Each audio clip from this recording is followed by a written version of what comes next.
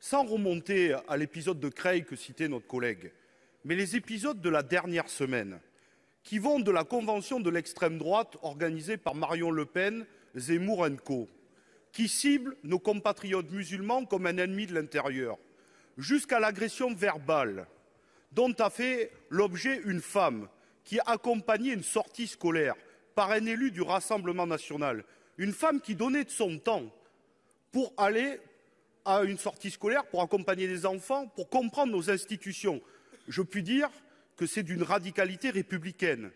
Jusqu'à hier, l'attentat islamophobe orchestré par un individu ex-candidat aux élections départementales du Rassemblement national.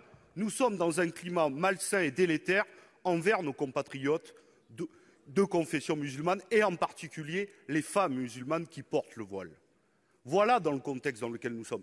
Et en plus, il y a une orchestration, une libération de la parole islamophobe, de la parole publique, de l'extrême droite et d'une partie de la droite. Tout ça avec, y compris les médias. On a quand même des éditorialistes qui ont comparé le voile avec un uniforme SS. Il y en a un autre éditorialiste qui a dit que lorsqu'il prenait le bus et qu'il voyait une femme voilée, il descendait du bus. Nous sommes dans ce moment-là.